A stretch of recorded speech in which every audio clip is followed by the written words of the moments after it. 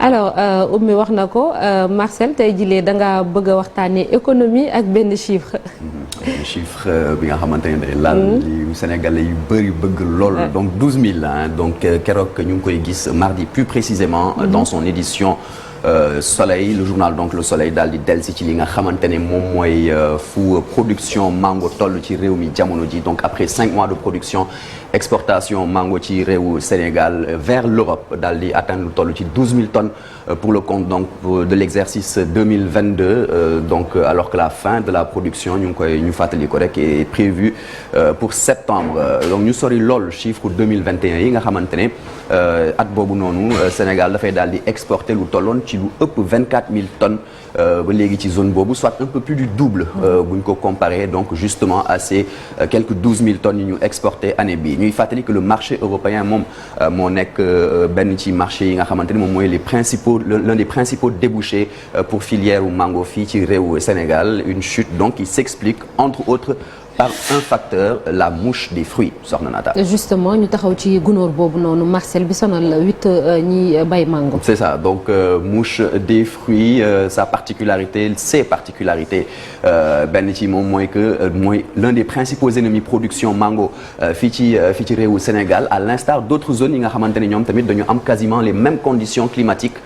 que fii ci réewu Sénégal ak en général réewu Afrique yi présente donc de façon endémique ci yenn région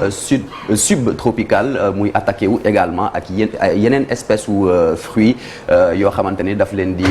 yàq loolu waral du ñu leen mën a jaay wala sax ñu mën leen consommer par la suite alors elle est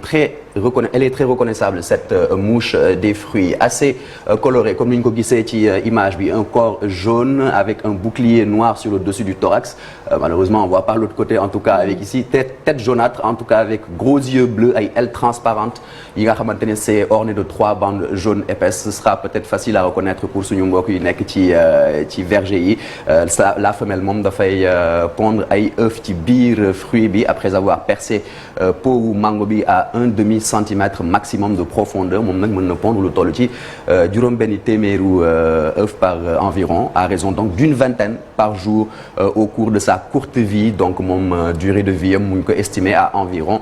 1 mois mën nañ reconnaître une mangue infectée par la mouche des fruits bu fekkee ne dafay indi ay en tout cas ay signes comme par exemple ay points noirs yi nga xamante ni dafay faral di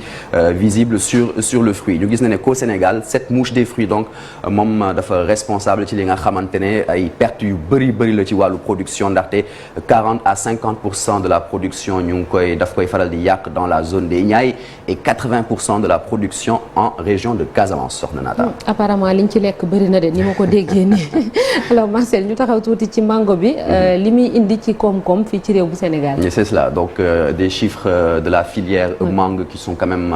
très intéressants ñu gis na ne production annuelle de mangue au Sénégal en moyenne dafay varier entre 125 000 ba 130 000 tonnes bu ñu sukkandikoo ci étude yu agence sénégalaise promotion exportation di ASEPEX daal di def reprise donc par l'initiative prospective agricole et rurale ñu gën leen xamee ci IPAR donc en y incluant les pertes bu ñu jàppale pertes yi rek mën na toll ba 110 000 tonnes par an donc c'est la production entre 2015 et 2019 ñu gis na ne une moyenne de 17 000 tonnes de mangue dañ ko daal di woon exporté donc diggante 2015 ak 2019 et en 2020 donc à cause de la pandémie de Covid-19 exportation yi daal di wàcc bu baax a baax yegg ba 13 000 tonnes soit une baisse donc de 4 000 tonnes les pires résultats des 5 dernières années donc avant ces résultats-là de 2022 donc on se rend compte que 2022 jamono ji c'est encore même pire que jamono ji ñuy nekk en période de Covid à noter donc que mangue bi nga xamante ne moom la ñuy faral di produire fii ci Sénégal moom mooy mangue bu gën a cher ci sous-région bi soxna alors Marcel autant pour moi ça c'était les chiffres léegi nii la ñuy wax nag ci koom bi voilà li muy indi ci réew mi exactement ci koom-koom bi plus exactement donc à partir de ces chiffres là ñu mën a gën a xam li nga xamante ne moom mooy impact mango ci biir koom-koomu Sénégal bu ñu sukkandikoo ci direction horticulture contribution mango ci production horticole en tout cas bu ñu jëlee fruits yi rek s'élèverait à 47% mais bu ñu boolee légumes ak fruits mu ngi toll ci diggante 8 ak 9% donc filière mangue di apporter globalement lu toll ci ñeenti milliards ci suñuy koppar ci économie nationale donc par an et en termes de transformation ñu gis na ne ay progrès yu intéressant jot nañ ko réaliser comme par exemple les 3600 tonnes de mangue fraîche yu ñu daal di transformer en 2017 soit une valeur de 250 millions de francs CFA filière bi nag di employé lu toll ci 20 000 personnes dont près de 50% ci ñoom ay jigéen lañu bu ñu sukkandikoo ci coopérative fédérative des acteurs de l'horticulture du Sénégal ñu ngi leen xamee ci CFAHS. ñu jeexalee Marcel ak lu ñuy seetlu loo xam ne day jeexal xol sax à la limite. d'importants défis devraient être mis en place ndaxte mango comme ni ma ko waxee mooy l'un des fruits si ce n'est le fruit le plus peut-être apprécié au Sénégal produit essentiellement ci région Casamance donc 60% de la production s'effectue là-bas dans les Niayes tamit dans le centre du Sénégal ak tamit dans une moindre mesure sur la petite côte bu ñu sukkandikoo ci direction de la protection des végétaux DPV superficie bi ñu estimé li nga xamante ne ay plantation de manguier la ci réewu Sénégal au total ça s'élève à 23 000 hectares avec 12 000 hectares au niveau de la région de Casamance 8 000 dans les Niayes et 3 000 dans le centre bu ñu sukkandikoo ci ASEPEX donc ñoom neneen moo xaw a gën a élevé que les 23 000 que la direction de la protection des végétaux avait notifié donc neneen ñoom sur l'ensemble du territoire national on est même à on est à 25 000 hectares donc soit plus de 2000 hectares par rapport aux chiffres avancés par la DPV et donc malgré li nga xamante ne moom mooy avantage yu bëri ñu am fii ci réew mi mu di les avantages climatiques yu mel ni naaj bi ak pluviométrie bi nga xamante ne experts yi neneen c'est assez raisonnable ak géographique yi nga xamante ne day laal frais d'exportation on se rend compte qui sont moins onéreux même si la mangue est plus chère dans la sous-région frais d'exportation yi ci wàllu boobu moom moo gën a moins cher en tout cas ci sous-région bi ba pare délai livraison yi moo gën a gàtt ci diggante ak Europe donc moins onéreux dont elle bénéficie au Sénégal la filière mangue moom day souffrir outre tamit li nga xamante ne moom mooy vieillissement des sols d'un déficit d'infrastructures de stockage de conservation et surtout de transformation conséquence donc des centaines de tonnes de mangue sont perdues chaque année au Sénégal faute de débouchés soxna Nata. Malheureusement Marcel merci beaucoup bon à savoir Alaaji Malick Marcel wax na ko lu bëri ci ay mango dafay yàqu bëri nañ variété ay mango kent mango passi mango bu ko jeexal sax am na gis nañ ay jigéen parfois dañuy yëngatu di def ay confiture mangue séché terewul ba tey am na lu bëree bëri luy yàqu. waaw lu bëri day yàqu parce que mango dafa nekk fruit bu nga xam ne mën naa ko tuddee le fruit capricieux lu tax mu capricieux moom mango buggul seddaay buggul taw bu bëri donc il faut que mu nekk bu fekkee ne dafa sedd bu mango ji di soog a meññi mango yu bëri dañuy chuter donc loolu daf leen di yàqal bu ndox bi bëree aussi mango ji dafay dem ba màndi ndox ba xoox bi nekk ci biir dafay saxaat loolu tamit dafay indi ay perte boo ci indee nag maintenant weñ boobu nga xam ne tey moom mooy problème bi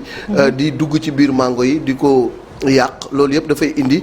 baisse de production parce que potentiel lu 150 000 tonnes am nañ ko au Sénégal mais malheureusement comme ni ko Marcel waxee léegi dañuy dem ba 110 000 tonnes mango nag dafa nekk vraiment fruit bu nga xam ne bëgg nañ ko lool yaa ngi lim léegi xeetu mango yi nga xam muy bu ko jeexal muy mango kent muy papaya muy mango pomme jeeg bu gàtt am na mëq am na mango bu sew am na yi tamit yeneen xeetu mango papaya bu tuyaawoon bu neex boobu donc mango moom variété yi bëri na lool baax na mais lu ci bëri daal problème mu conditionnement dafay posé wu problème mu stockage dafay posé wu problème mu weñ yi dafay posé wu mais aussi la pluviométrie joue un rôle prépondérant et les changements climatiques ci wàllu mango nga xam ni koom-koom bu am solo la am ci sama gox bee nga xam ni moo di Pout. waaw Chérif rapidement waa Pout bu ñu ko waxee xalaat Alaaji Njóogu ak Casamance Chérif très rapidement laataa ñu dem RFM. waaw ci transformation bi rek ñu góorgóorlu jàppale ñi nga xamante ni quand même ñoom ñooy baykat yi ci wàllu woowu ndax comme day yàqu te lii wadd mën nañ cee defar fruit mën nañ cee defar leneen gis naa sax ay confiture mangue séché lu nekk dañ ko ci defar ku ñuy wax Cheikh naa Koundol gis naa ko ci réseaux sociaux yi même feuille de mangue yi ni ñu koy defaree en tout cas mi ngi ci def lu am solo loo xamante ne am na ñu am talent mais jàppale moom moo ci des ngir mu bañ a yàqu ndax soxla nañ ko salle bi sax dañ koy jëfandikoo je pense ci cosmétique bi saalu mango bi lépp la ñu n'est-ce pas salle bi mooy li nekk ci biir noonu la du Alaaji Malick waaw loolu mooy xoox mais li ci biir waaw li ci biir xoox bi mooy saal bi boo tojee xoox bi saal bi ngay jot saal boobu moom mooy saxaat bu fekkee ni dafa bëri exactement mi ngi noonu loolu sax je pense ñi yëngu ci cosmétique dañ koy jëfandikoo xob yi sax bu ñu musaana gaañu xobu mango tamit bu ñu musaana gaañu nii dara dagg ñu xobu mango la ñuy baxalal ñu antitétanique merci beaucoup Alaaji Malick 7h41 dañuy ñëw dem fële ca RFM tey Babacar Fall di dalal Mor Meng moom mooy coordonnateur collectif taxaw